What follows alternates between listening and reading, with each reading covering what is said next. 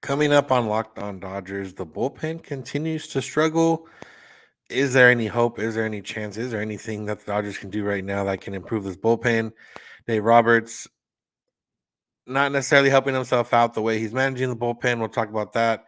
And then Max Muncy diagnosed with the hamstring strain, but he's not going on the injured list yet. Should that be something that the Dodgers just take care of right now? That's what's on tap. So make sure to keep it locked on Dodgers.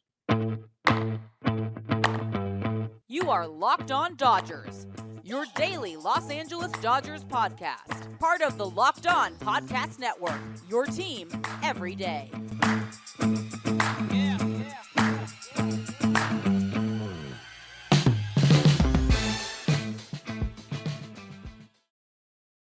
Yo, Dodger fans. Welcome to Locked On Dodgers. We are part of the Locked On Podcast Network, the number one local sports daily podcast network. Locked On, your team every day. This is a daily podcast covering the Los Angeles Dodgers, bringing you the smart fans' perspective on our boys in blue. You can find us wherever you find podcasts and on YouTube simply by searching for Locked On Dodgers. If you want to become a part of the everydayers and never miss a day, you can make it easy on yourself by subscribing wherever you get podcasts, and on YouTube, just search for Locked On Dodgers. Today's episode is brought to you by eBay Motors. A championship team is about each player being a perfect fit. Same with your vehicle. So for parts that fit, head to eBay Motors and look for the green check. Stay in the game with eBay Guaranteed Fit. ebaymotors.com. Let's ride. eBay Guaranteed Fit only available to U.S. customers. Eligible items only. Exclusions apply. If this is your first time listening or watching, I'm Vince Samperio and usually joined by co-host Jeff Snider. Although today I'll be going solo. Jeff covered for me the last couple nights, and Jeff has a longer commute. Jeff was at the Dodger game on Wednesday night and has a little bit longer commute. So it was going to be pretty late since the Dodgers went over 3 hours last night. So I told him I'd handle today's episode and, not talk about the stuff that's not as fun to talk about.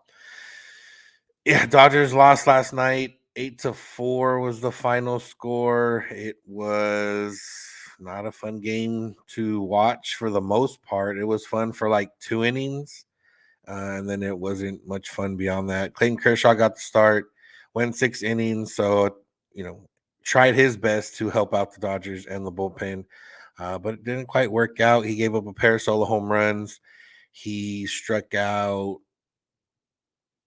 6 hits, 5 strikeouts, 2 walks, 2 earned runs off the home run. So Clayton Kershaw had a good start, left the game down 2-0. Well, technically left the game down 2-0. Dodgers end up putting up 4 in the bottom of the 6th. And then after that, the Dodgers gave up 3 runs in the top of the 8th and 3 runs in the top of the 9th. So, yeah, like I said, real quick, the positive, Clayton Kershaw was a positive. And then that 6th inning was a positive. But other than that, there was not too much else positive about this game. And, it's hard to, even scoring 4 runs is not a groundbreaking amount of runs, but it's enough runs. And you still feel, it's one of those things where at this point, like, you feel mad at the offense for not scoring more, even though, realistically, they've been scoring enough, and 4 runs against a team like the White Sox, who's not that good, probably should have been enough. But again, putting up 4 runs, especially coming back late in the game after being down 2, you can't fault the offense too much, and it's tough because you think about the 1 inning. Well, first of all, you think the fact that the Dodgers were facing Mike Clevenger at the beginning. He ended up leaving early due to injury in the 5th inning, but up until that point, he had shut the Dodgers down. But you remember the 1 inning where you have a bottom of the order of Outman, Rojas, and Austin Barnes, and you don't expect much from that. And then they come up with, 2 runners, first and third, nobody out. Mookie Betts fouls out on first pitch, I believe, and Freddie Freeman fouls out on first pitch. And then the Dodgers end up scoring. So, like, you think of that and you think, okay, I can get mad at the offense for things like that. But at the end of the day, after 6 innings, or after 7 innings, the Dodgers were winning 4-2. That's something they should have been able to close out. They weren't able to close it out, and it was a tough look. But the biggest decision in this game, not directly tied to just the bullpen not being good. Yency Almonte pitched a scoreless seventh. Dave Roberts sent him back out there for the top of the eighth, and two batters later, it was a tie game. And Roberts, we weren't sure exactly who was available or not available. And at the in the moment, it felt like okay, maybe there's one of Gratterall or Phillips is not available, so he's trying to get by using these other guys in order to not have to worry about that. And that wasn't the case. He said after the game, I believe Caleb Ferguson was the only reliever not available.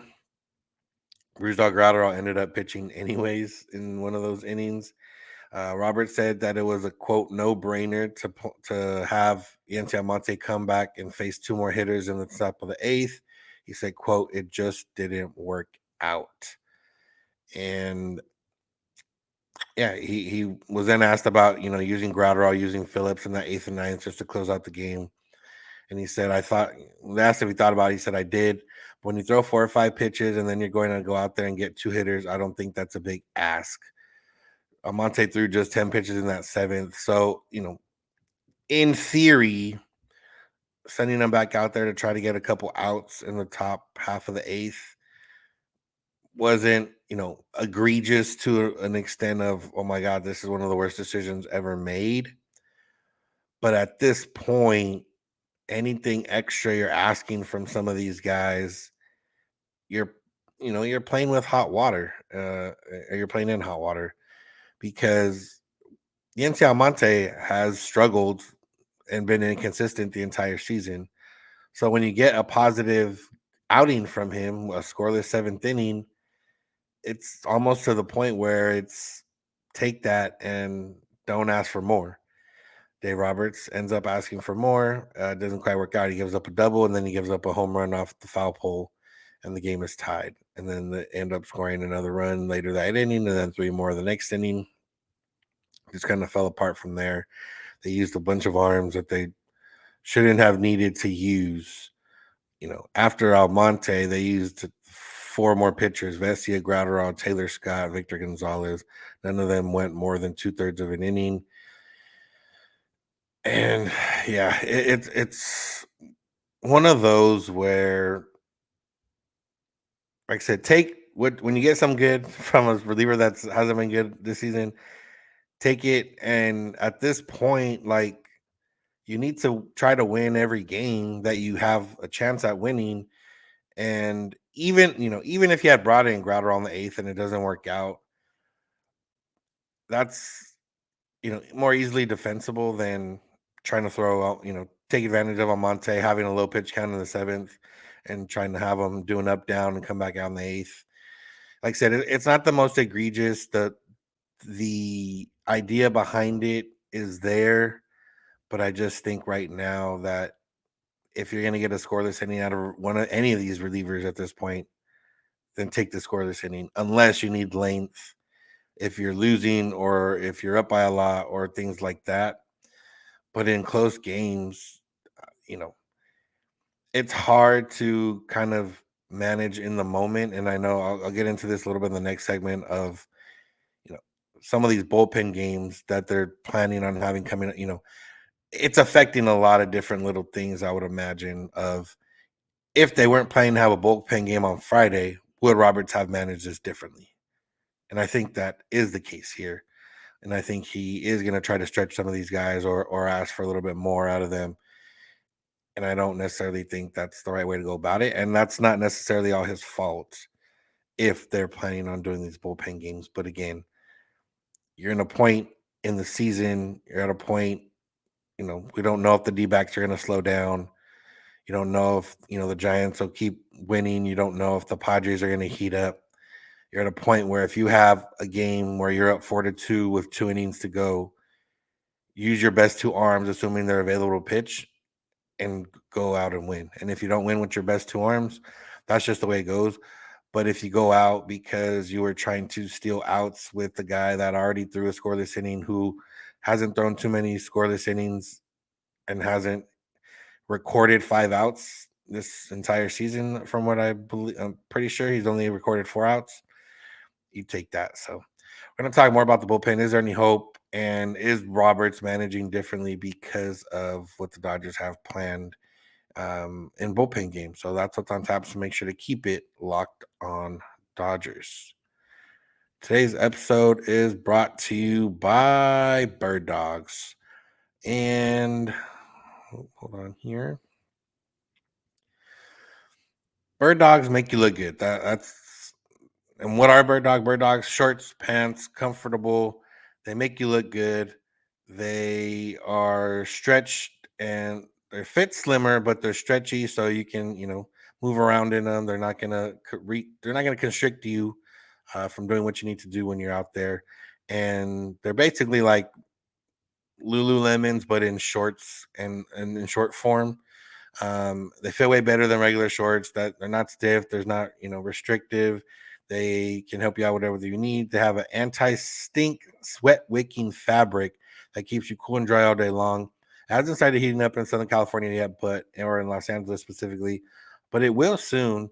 And you're gonna need that anti-stick, sweat-wicking fabric to help you out through those hot summer days. So Bird Dogs are there to will help you out with all of that, and they look good. You can wear them to golf. You can wear them to the bars for some day drinking. You can wear them here and there. You can wear them, I don't think church is a good place to wear them, but other than that, you can pretty much wear them anywhere else. So Bird Dogs are there, comfortable. They'll help you not stink, and they'll, make you look good. So go to birddogs.com/lockdownmlb for a free Yeti style tumbler with your order. That's birddogs.com/lockdownmlb for a free Yeti style tumbler. You won't want to take your Bird Dogs off. We promise you. All right. So let's get back into it. Like I said, Dodgers bullpen is struggling. So we'll talk about is there any hope, but kind of first. So with them only having four starters right now, four healthy starters, the Dodgers have planned at least one or two more bullpen games here in the next couple weeks until Julio Urias possibly comes back. And I think it's one, I wish they would just call somebody up. And even if it becomes I don't know, like at this point, I feel like innings that aren't as bad as Noah Syndergaard are positive innings. And the Dodgers have a few guys down on the 40-man roster that can come up and give you 3 or 4 innings and not allow 6 runs. Like I'm pretty sure that's possible with some of the guys that they have. And I would rather have that than a bullpen game where you have to burn 7 to 8 to 9 arms, depending on how it goes, and manage games around it differently. That's the big issue. So, we have the game on Wednesday. Clayton Kershaw goes 6 innings. You're up 4-2. You only need 3 innings. At that point, you're going to your 3 best relievers or 3 best matchups, and you're winning that game.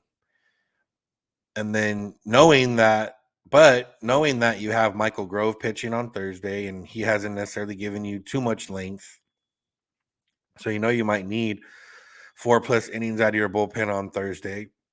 And then knowing that you have a bullpen game on Friday with not anybody on the roster currently that's built to give you 3-4 innings. Andre Jackson is not on the roster at the moment, so right, yeah. So knowing that, you manage differently, and I think that cost the Dodgers the game last night. Realistically, I think Dave Roberts was trying to be like, okay, if I can get Yancy Almonte to sneak a couple outs here, I only have to use 2 pitchers tonight instead of 3, and maybe we score some more runs, and then I don't even have to use any of the leverage arms later on, because knowing I'm going to need some of those leverage arms tomorrow, realistically, because Michael Grove hasn't been a guy that gives you 5-6 innings. He's more of a guy that's giving you 4, maybe 5 innings at most, and then you have a full bullpen game on Friday, and it's hurting the way Dave Roberts, if anything, bullpen management has been one of his biggest criticisms, and probably the one area where he struggled, although most managers struggle with bullpen management, it's either a matter of getting lucky or not getting lucky, or sometimes you put guys in the best position and they don't get it done, and you still get blamed. And sometimes you put guys not in the best position and they do get it done and you get praised, and it's a matter of that. But if there was the biggest flaw in Dave Roberts' managing thing, it's probably bullpen management. So, you know, I think the Dodgers organization, Friedman, whoever is deciding to not bring up a starter or to not go with or to go with bullpen games, is handicapping the Dodgers and Dave Roberts by making him manage games differently that should be just managed to win, not managed to win. And he's always looking forward to it. Obviously you're not going to use Evan Phillips 5 straight games in a row because realistically he's your best reliever. So if you're saying, okay, I'm gonna use my best reliever because I need to win every single game, then yeah, obviously that's not going to happen. But to have to manage the normal expectations of, okay, I can't use this reliever 3 days in a row, so I might not use him today. Might try to stretch out this guy today in order to save him for another game. But now you have that. Plus, in 2 days, I'm throwing the entire bullpen, and I'm going to need everybody. So if I throw him today and then I have to throw him tomorrow, then I'm not going to be able to throw him in the bullpen game. If you do that with too many guys, then now you're playing yourself out of that. So I think they're putting the Dodgers at a disadvantage with that. I do think that hopefully Julio's back sooner rather than later, and they don't really need to do this bullpen thing too much. But I think that they should have tried to bring somebody in or brought somebody up that you can relatively believe will give you 4 innings at the least and maybe 4 runs, and take that as a win at the moment, just because of the simple fact of you don't want to overuse his arms. And Roberts talked about overuse a little bit in after the game. He was pretty upset after the game, and he talked about the bullpen blowing the lead. He said it's very deflating. Clayton pitched his butt off, competed, didn't have a whole lot as far as stuff, got his way through 6 innings. In his last inning, he had to get 5 outs. We took a lead, we gave it away. He said it might. When they asked him if it's the lowest he's ever felt with Dodgers pitching, he said probably yeah. When you're trying to get guys opportunity and feel good about their spots, and when you're in a situation where you don't know which way to go, it's frustrating for everyone. They also asked him about the matter of. He said it's not. Let me find the quote. He said it's not tiredness. It's not basically not making excuses for them in terms of usage and everything else. It's basically he says not workload. It's not the wrong lanes or the right lanes. It's they need to be better. Period. It's very frustrating, and they have to do better. And that's true. Like these relievers do have to do better. But I do believe that the Dodgers are putting them in a tough spot right now where they're managing game by game, normal, and then they're managing ahead of the game because knowing they have bullpen games coming up. And Roberts is going to maybe try to sneak in, get guys extra outs when they can based on pitch counts or whatever the case is, instead of just trying to go for the win every single day with the best that you have that day. So it's tough right now. And, is there any hope for this bullpen? I can't say for sure. It's not, us as we're positive, and we're usually probably more positive than you guys like as listeners and fans. But it's I can't say that there's hope on the way right now. We I forgot to mention on the start of the week about Alex Reyes and him being out for the season after getting another surgery, but they don't have that to count on. And then Daniel Hudson, arm seems there, but maybe body's still not there. He's still working his way back.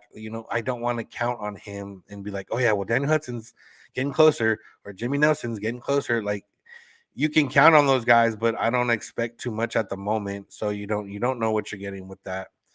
You don't know what you're getting with Dustin May and his injury, and you don't know what you're getting anywhere else from some of these guys. And when it comes down to it, like if you're banking on somebody from the 40-man roster helping out, that's not coming either. That help's not coming. Phil Bickford's on the injured list. We're not. Oh my God, Phil, we need Phil Bickford back. Tyler Sear, JP Fireeisen. Sear's probably not going to come back. JP Fireeisen is maybe a guy you can get excited about, but again, he might not. He wouldn't be expected to pitch till August at the earliest, and I don't expect that to happen either. Pepio still hasn't picked up a baseball. I don't know if he's going to pitch at all this season. And then right now you have guys like Nick Robertson, Taylor Scott on the active roster. You have you know Alex Vessier who has struggled. You have Ante Almonte who has struggled. Like if you're looking at the 40 man for help, there's not help coming from the 40 man. If you're looking at health to help, that can be help, but it's not going to be until August the earliest with Hudson or Nelson or Dustin May or anybody of that nature. If you're looking for trades to help, it's not trading season right now. The Dodgers can maybe overpay and get some trades done, but then you will be upset when the Dodgers overpay for a random reliever and it doesn't quite work out because relievers are volatile. And if you're looking at the rest of the organization, it's not at that point yet, and I don't think they'll get to that point anytime soon, but it's almost to the point in my head, like, just start calling up some of these young guys and see what they got in 1 inning stints or 2 inning stints. Like, you're not getting what you need out of, guys like Taylor Scott, Nick Robertson, even Vessia right now, even Almonte right now, and Almonte, I don't think, I think Almonte can be fine. I think that's one where you're like, if you're counting on the bullpen to bounce back a little bit, he's one of those guys. But yeah, there's not a lot of help right now, and that's why Dave Roberts says they need to be better, and we've said it a couple times too. Like they do need to be better. There's not help right now coming on the way. There's not a lot to be done trade wise. There's not a lot. You're not gonna find, and you might find some guys here on like the waiver wire or something like that that could help out, but it's you're kind of banking on hope more so than anything else. So it's tough. Bullpen has to be better, and that's just the way it is. That's enough bullpen talk. We'll finish up with Max Muncy and what he was diagnosed with and why the Dodgers are kind of waiting for things to see how he's doing instead of just calling somebody up. That's what's on tap, so make sure to keep it locked on Dodgers.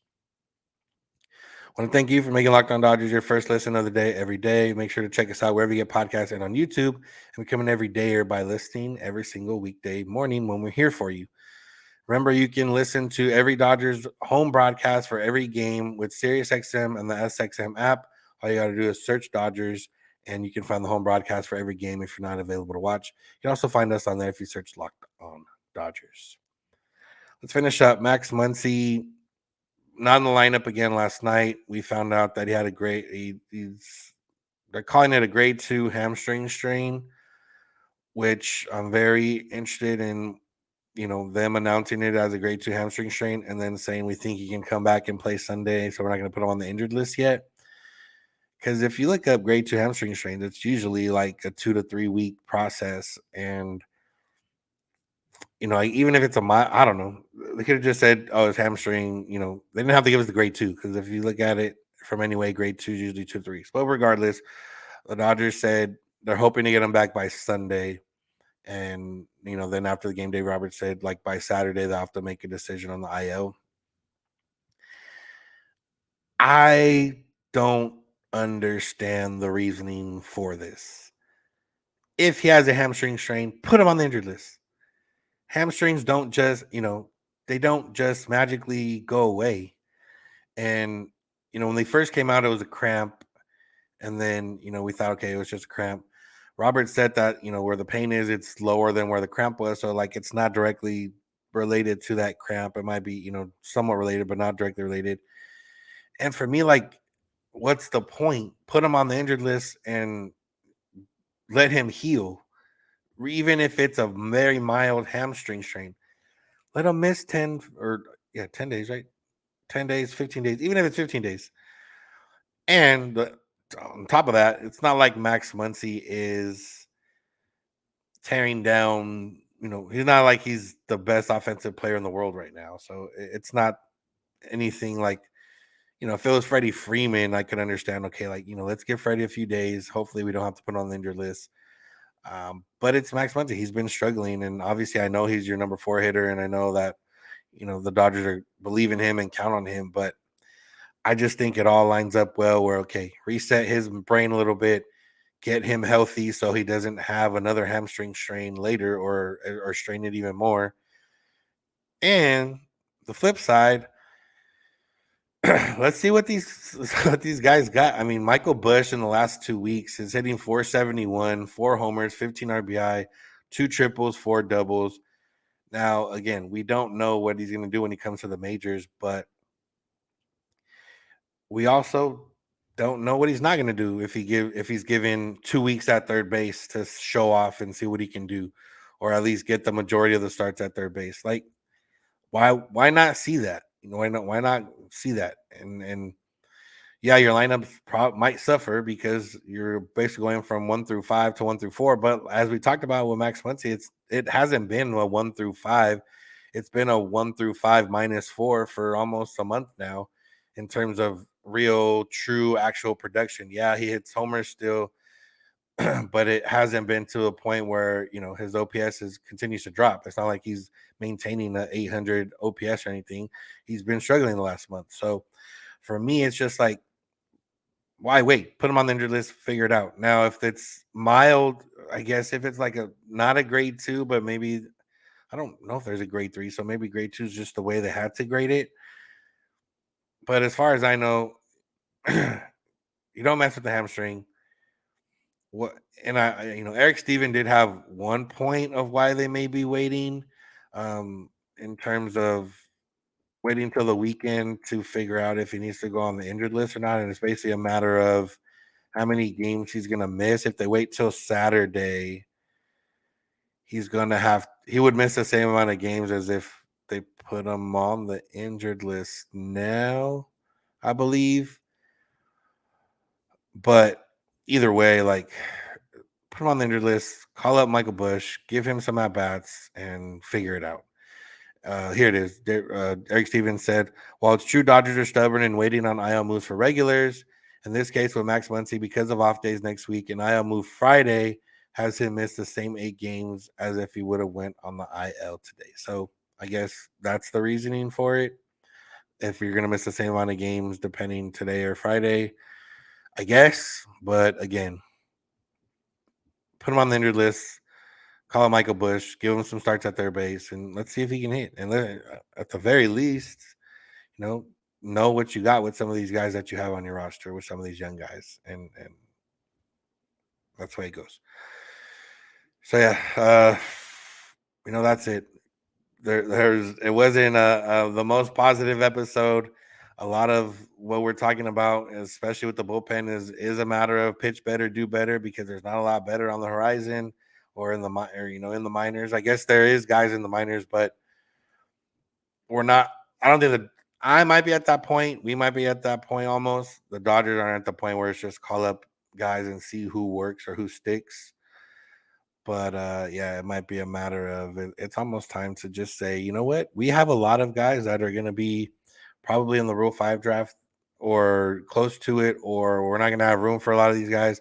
Let's see what some of them have and see if any of them can help us out this year, because we don't know how the future is going to lay out. So regardless, that's going to do it for today's episode. Thank y'all for listening. Thank you for making Locked On Dodgers your first listen of the day every day. Make sure to subscribe and check us out every day wherever you get podcasts and on YouTube. Become an everydayer. We're here for you every Monday through Friday, so why not be here with us? You can also listen to every Dodgers home broadcast with SiriusXM or the SXM app. Just search Dodgers, and you can listen to the home broadcast for every game. You can also find us on there if you search Locked On Dodgers. You can find us on social media, Twitter and Instagram, at Locked On Dodgers. Jeff is on Twitter at Snider. I'm at Vince Samperio. DMs are open on all those accounts if you need to get a hold of us. You can also get a hold of us via email, lockedondodgers@gmail.com, or via voicemail text at 323-863-5625. We're here every weekday morning, and we hope you'll be with us. When you get in your car, if you're at home, tell your smart device, play podcast, Locked On Dodgers. And remember, you don't have to agree. You just have to listen. Have a good one.